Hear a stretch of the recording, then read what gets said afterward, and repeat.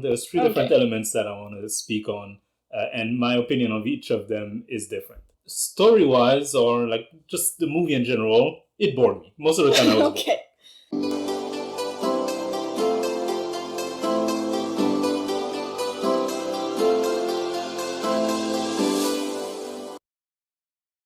What's up, everybody? I'm Rick. And I'm Anna, and welcome to our review of the 1935 movie The Lives of a Bengal Lancer. For those of you who are new here, hi and welcome. Please subscribe to our channel where we're having a lot of fun together. This channel is dedicated to Rick and mine's bucket list of goals and dreams that we hope to accomplish in our lifetime. And one of those goals for us is to watch every movie that was nominated at the Academy Awards for Best Picture from 1927 to 2028. That is 101 years of Academy Awards Best Picture nominees and their respective winners. And currently we are at the year 1935, which is the 8th Academy Award year. And to this day we have watched 60 movies. And we have also discussed one movie that is not available to us because it's at UCLA, and one lost movie that is still lost. Yeah. To this day. Looking forward. And if you don't know it yet, the way these reviews are going is that the first part is a spoiler-free part in which we discuss our thoughts about the movie, some top-level appreciation without spoiling the story for you. And the second part is spoiler-filled, in which we deep dive into certain scenes and elements of the movie while spoiling the story. However, if you don't want to get spoiled, don't worry, we will warn you before we get to the spoiler part. And at that point, you can head to the timestamp in the description box below, right there below. That will take you directly to the end of the video, to the ranking section. Because yes, for every year, we rank all the nominated movies according to our liking and preferences as always. But before we get into all of that, let me give you guys and you, Rick, some most awaited trivia information about the movie.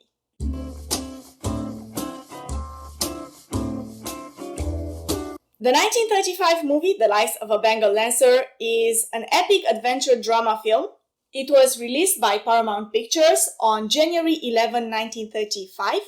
The movie is loosely based on the 1930 autobiography of a British former soldier, Francis Yates Brown. Loosely, yes. Movie was directed by Henry Hathaway, and it stars Gary Cooper as Lieutenant Alan McGregor, whom we've seen before in two movies. One of them, A Farewell to Arms, where he played the lead role, and Wings. Wings? Yes. He played the minor role. Movie also stars Franchot Tone as Lieutenant John Forsyth, Richard Cromwell as Lieutenant Donald Stone, and Guy Standing as Colonel Tom Stone. The movie was a great success, both financially and reception-wise. It was nominated for 7 Academy Awards. Are you ready for this? Okay. So, we have, first of all, Best Picture, or as it was known back then, Outstanding Production. Best Director for Henry Hathaway. Best Writing Screenplay for Achmet Abdullah, John L. Belderston, Grove Jones, William Slevens McNutt, and Waldemar Young. I hope that I said all of those names right. Also, lots of writers on this movie. Yeah. Another nomination for Best Art Direction for Hans Drainer and Roland Anderson. Best Sound Recording for Franklin Hansen. Best Film Editing for Ellsworth Hogland. And Best Assistant Director for Clem Beauchamp and Paul Wing, which it won. So they got one win. That prestigious award, Best Assistant Director. I mean, it's there. They got it. Good for them. I keep wondering, what does the assistant director do? I mean, I'm sure he does a lot. But how does it show in the movie? Yeah. Is my question. How can you separate that from what the director does? Exactly. I think it's difficult. As I was saying, the movie was a great success, but not only that, it also had a big impact on this sub-genre of movies, which is specifically imperialist stories, movies, let's say. It's actually one of the first movies widely appreciated of the genre, and it kicked off a whole cycle of them that probably many of them will see in the future years. Yeah. Also, thanks to the movie's success, the lead actor, Gary Cooper, kicked off his career into playing these types of roles, similar to the role that we see here, which are usually adventurous roles set in exotic locations. So quite specific. A specific type of role. But apparently he played a lot of them. I'm the guy for adventurous role in exotic locations. Right, yeah. That was him back in those days. Some interesting facts about the production of this movie. So apparently Paramount originally wanted to make the movie in 1931, and they sent a crew to India to film on locations scenes, including some hunting scenes and scenes of local indigenous people for the movie. However, most of the footage was destroyed. How? Due to exposure to heat, sun, and humidity in India. So they just probably didn't know how to take care of their roles over there. So eventually all of those scenes were reshot in wild areas around Los Angeles. I'm guessing it would have been much more interesting to see the original footage? Yeah. So is this movie not filmed on location at all? No, it's all filmed in LA? In LA. In or around LA. And also, in order to replace the locals from India, they used Native American people from the US. As I was saying earlier, the movie is loosely based on the book with the same title. It's actually so loosely based that other than the location, time frame, and the title, it doesn't have anything else in common. The story is completely different. Yeah. The book is actually an autobiography of a soldier who was there. He doesn't exist in the movie. It's not that character, him as a character, doesn't exist at all in the movie. It's a completely different story. Why pay the rights for the book then? I find it weird when they do things like that. I wonder, right? Because I think you can shoot a movie in that location and then that time period, but maybe they just wanted the title. They just want to use the title, yeah. It's possible. I don't know. But reception-wise, the movie had very interesting critic reviews. So Laura Elston from the magazine Canada says about The Lives of a Bengal Lancer that it did more glory to the British traditions than the British would dare do for themselves. Also, Frederick Heron wrote for the Motion Pictures Associations of America, Hollywood is doing a very good work at selling the British Empire to the world. So similar ideas. A theme here. Yeah, a lot of reviews like this that contain these types of ideas. But the movie made waves not only in the US, but also abroad. In fascist Italy, Mussolini's motion picture office had the movie banned on the ground that it is propaganda. And they know everything about propaganda in fascist Italy. On the other hand, according to Ivan Kirkpatrick, who met Adolf Hitler in 1937, apparently the movie is one of Hitler's favorite films. He had watched it more than 3 times before 1937 when the meeting occurred. And he specifically said that Hitler liked the movie because it depicted a handful of Britons holding a continent in thrall. That was how a superior race must behave, and the film was a compulsory viewing for the SS. Moreover, it was on a short list of only 11 American movies that was considered artistically valuable by the Nazi authorities. Roaring reviews from the Nazis. I'm not sure that's what you want from your movie. According to a news item in Daily Variety from April of 1935, the film had been banned by Chinese censor because it depicts the Brits' downthrowing of Oriental races. However, it was especially allowed for viewing in certain circumstances. I'm not sure what certain circumstances means exactly. Or maybe if it was just allowed for viewing for certain circumstances mean if I want to watch it, it's fine, but the population. Yeah. So that was it for the information I had about the movie. Very interesting reception of this movie worldwide, if you think about it. What did India think about it, I wonder? Yeah, I didn't find anything about that. I can't expect that they enjoyed it that much. Yeah. Did we think about it, I wonder? Oh, I wonder. If you wonder that too, let us move on to the spoiler-free section. No spoilers.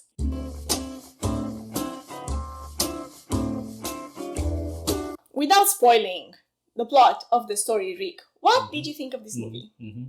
So, I'm not just trying to go against Hitler here, but, so this is a movie in three times for me. There's three different elements that I want to speak on, and my opinion of each of them is different. Okay. Story-wise, or like just the movie in general, it bored me. Most of the time I was bored. Okay. I wasn't really like enthralled in the characters and their storyline, and I didn't care much for most of them. Maybe one or two were like Cooper. I thought was kind of interesting to watch, but both Stones, their story I didn't like. Even though the father Stone, I thought he was a good actor, but again, I didn't care for his story much.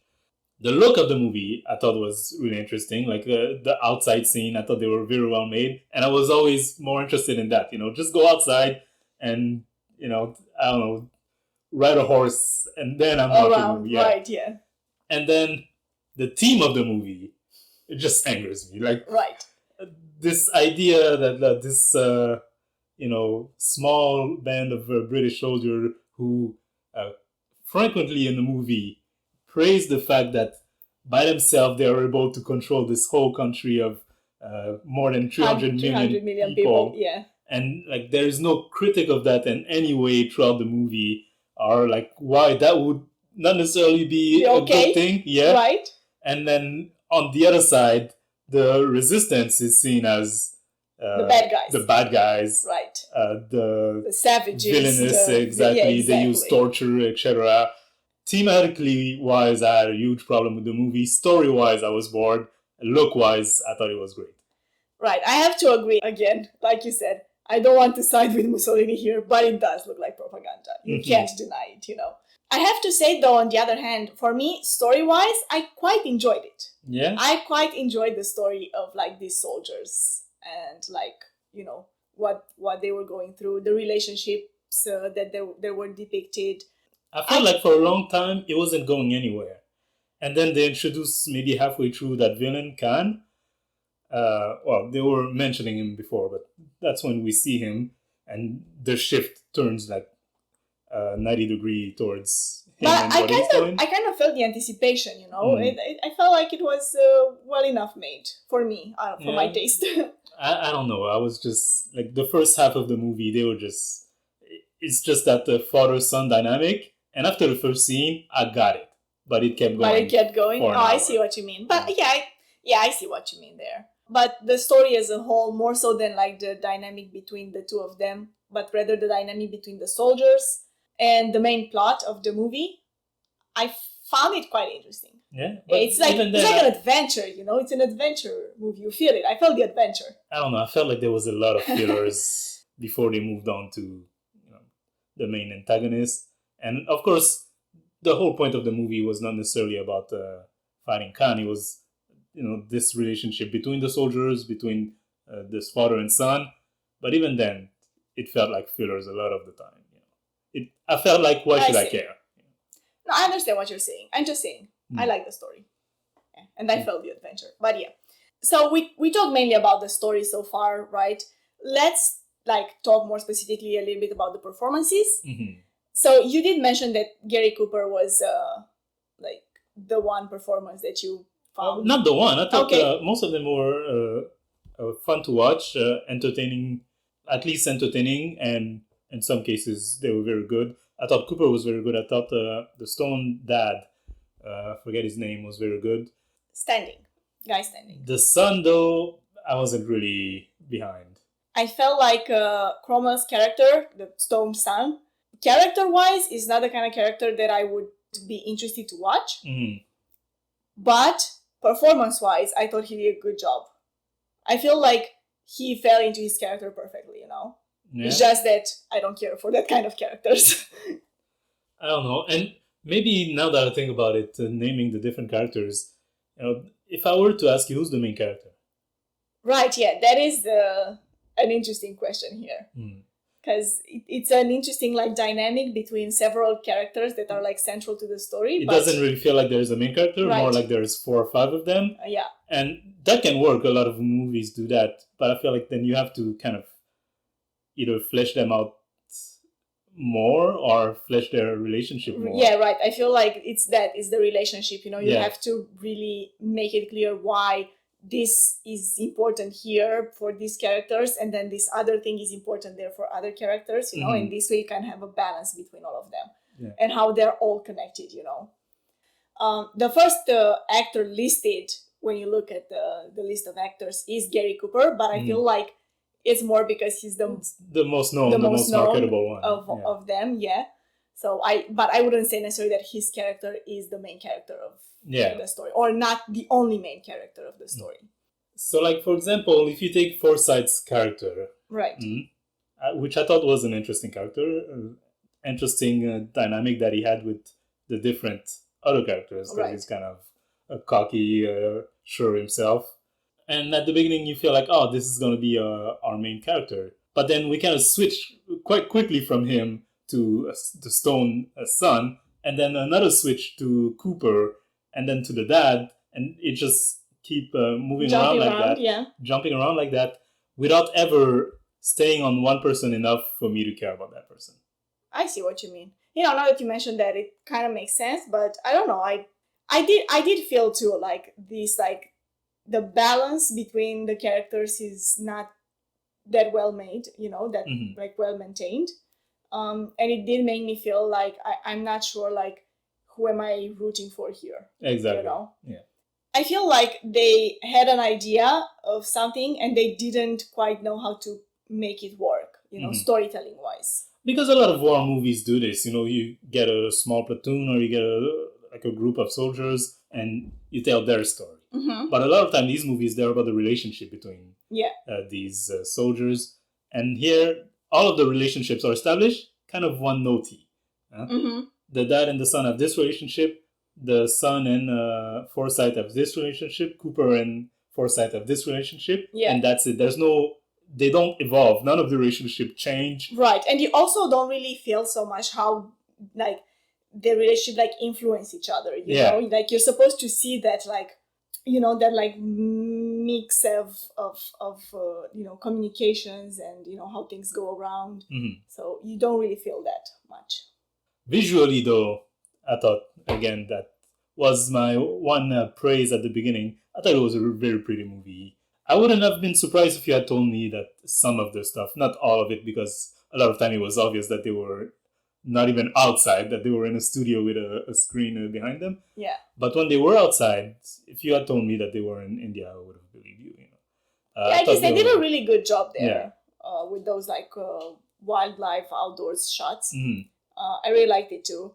I did like the decor for the indoor scenes. Like, it felt like they put a lot of effort into depicting, what that world would have looked like. Yeah. So I guess that is it for our spoiler-free discussion. Is there anything else that you'd like to add? No.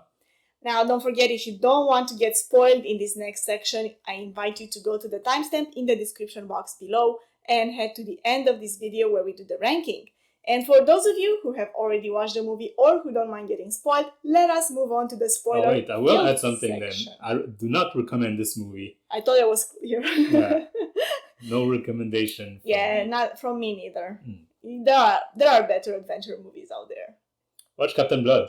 And let's move on to the spoiler-filled section.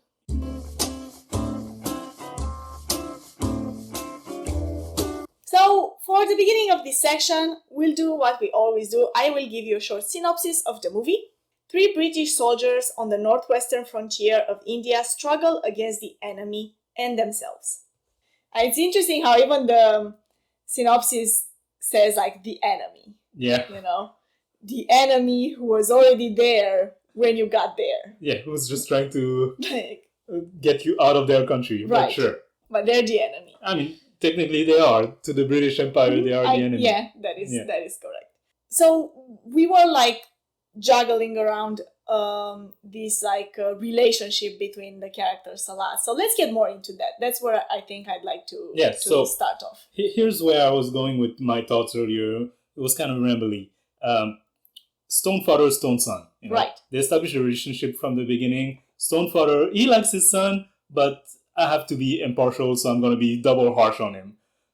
so that it looks like I'm impartial. Right, yeah.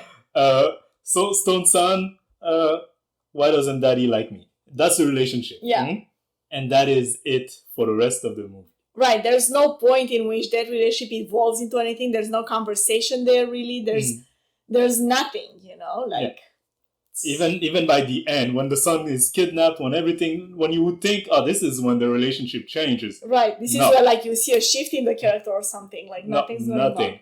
Then, Forsyth and Cooper, were kind of a brotherly jokester relationship that we have, or kind of a rival a little bit, you know? Right. And that is it. Even when Cooper dies, that is it. It never evolves into anything else. Right. Even when Cooper's character dies, in the end, he just, Forsyth makes the same joke that he made throughout the movie. Mm.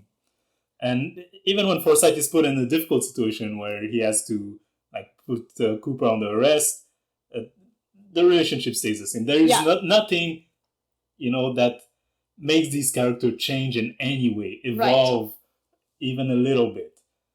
And I could do the same exercise with any of two characters. You take them together, and their relationship are always the same. Right. Another obvious one, I think, is McGregor, Cooper's character, and Stone's son, who's like, it's the same thing. Like, he's protective of the son. Yeah. Like, more than his own father. Mm-hmm. And that's about it. Like, none of them actually learn anything from that. Yeah.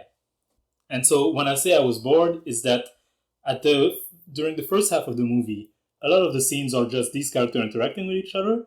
But since nothing ever changes, each scene is like the same scene, but different, you know? Right, but like in another setting. Yeah, exactly. I feel like that's what I was talking about when I was saying, you know, that they had an idea, but they didn't really know how to make it work. Is that you don't feel this dynamic much. It's a set situation where they wanted to find a balance between all four characters, like to balance them so that they can all kind of be like the central piece of the story. But then it's like you look at a static image, you know, because I feel like if they had tried to like start playing with one character more, like make him, you know, change his mind or make him do something else, that would have influenced like the other relationships and so on, you know. That's what I was talking about. Like, you need to feel that flow if you want to balance out more characters. Whereas here they were like, okay, we have these four characters, we made like these connections between them, and that's it. Like, we keep it like that. And now we put them in the story, and they just act the same way throughout that story. And then, of course, you know, other subject, unless you had something else to say. No, go on, please. Another pet peeve, or if not pet peeve, criticism that I have is the enemy, the villains. Definitely. That's something that must be addressed. Like we were saying at the beginning, there's never, and you would have told me this was a British-made movie. I felt like that's what I would have thought, you know. But I thought so too when I was watching it. I was sure it's a British movie. Yeah, but it's an American movie, and it's hard on the propaganda. Mussolini wasn't that far away from the truth. Like, there is no critique in any way, shape, or form of anything the British do. Only what the locals do. Right, and the British are also like harsh. Yeah. Against their enemies, like that. There's one guy who was presumably going to murder one of the British soldiers. Right. And then Stone Dad is like, we'll tell him that we're going to hang him and do all these horrible things to him. Yeah. And if he ever does this again, and they're like, this is okay? This is... Like, is that all right to like threaten things like this? Yeah. And also I feel like there are a lot of like caricature portrayals of Indian Muslim people. Yeah. Including that one guy that you just mentioned here. When he hears the sentence that he might get, the way he's like his reaction, scared and like pleading for his life, it's a caricature. Like, it's not pleasant to watch at all. And then this movie does what I was expecting that we would have seen more by now watching old movies, black faces, or brown faces rather, where the two of the main white characters disguise themselves as Indian people by just painting their face, as if that would fool anyone. Right, yeah.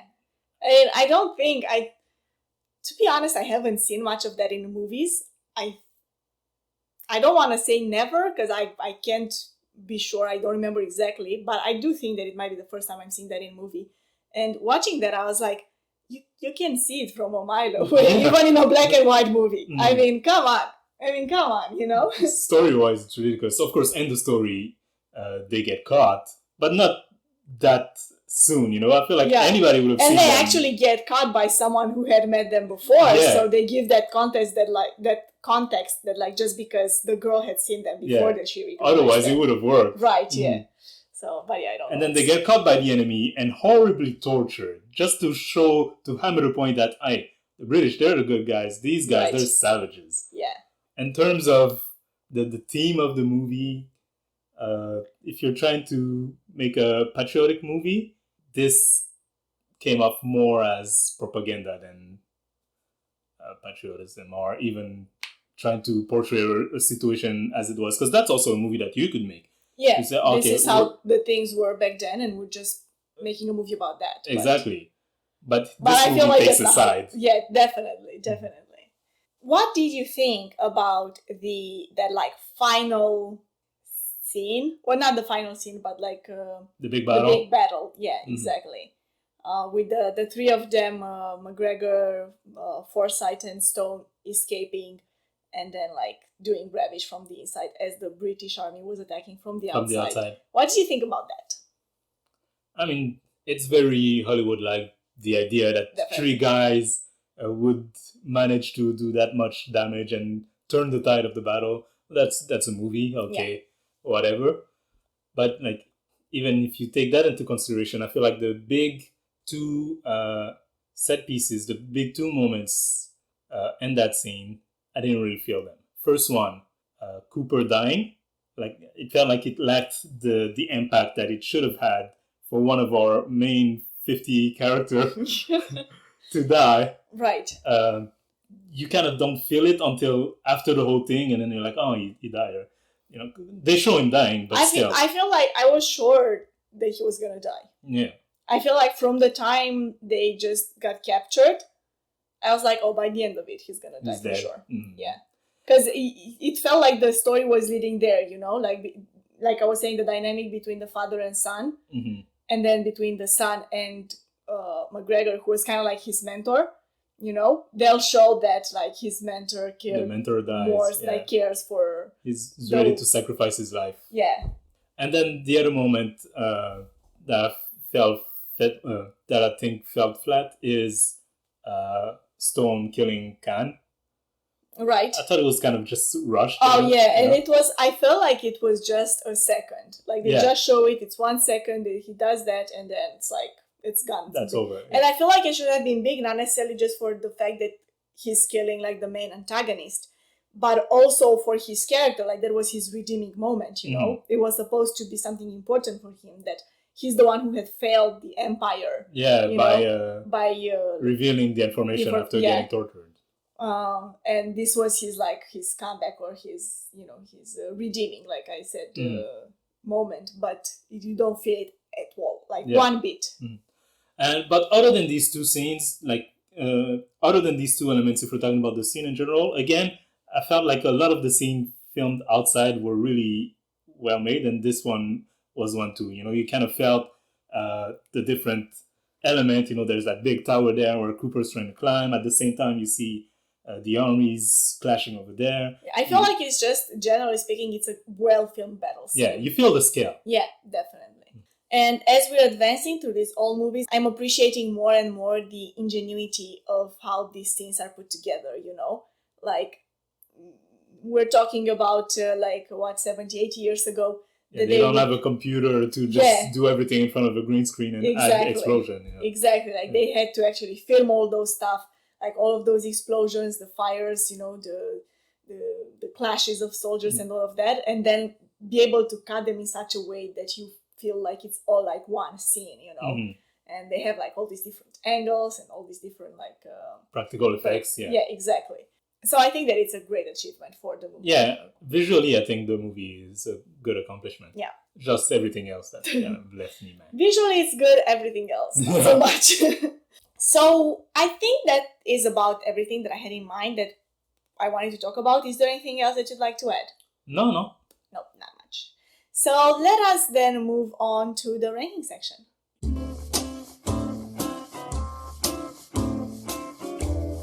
So the 1935 Academy Awards Best Picture nominees ranking as of now is at number 4, Alice Adams, at number 3, Ruggles of Red Gap, at number 2, Captain Blood, and at number 1, The Informer. Where would we put this movie? Is it my turn? I think it is. It is my turn, so I will put it at number 5. Number 5, which is last? Last. Yeah, I mean, I can't really argue with that. Yeah, I feel like this movie just disappoints in more aspects than it impresses.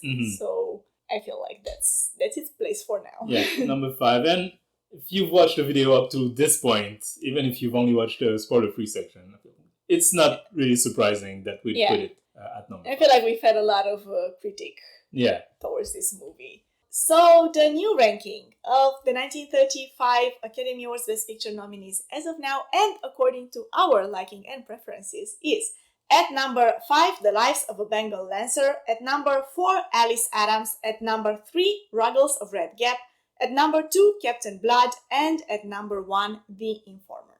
If you want great visual, battles, and adventure from 1935, go watch Captain Blood instead. So that was it for our review of the 1935 movie, The Lives of a Bengal Lancer. Thank you so much to all of you for watching. Don't forget to give the thumbs up to this video if you liked it. Also, don't forget to subscribe to this channel if you haven't done it yet, and ring the notification bell to be notified next time when we drop a new video. And keep in mind that this channel is not just about reviewing movies, it's a bucket list channel in which we try to accomplish the goals and dreams that are on our bucket list. And they are so varied, all of them. We do things like learning new things, traveling, self-growth, and we make videos about all of them. So subscribe if you want to follow us through our adventures. Once again, thank you so much for watching and have a nice day. Bye. Bye-bye. This incident will not change our plans in any respect. I'd just begun to think I was wrong about you, but I wasn't. You haven't a human bone in your body. There's not a drop of blood in your veins. You're nothing but a...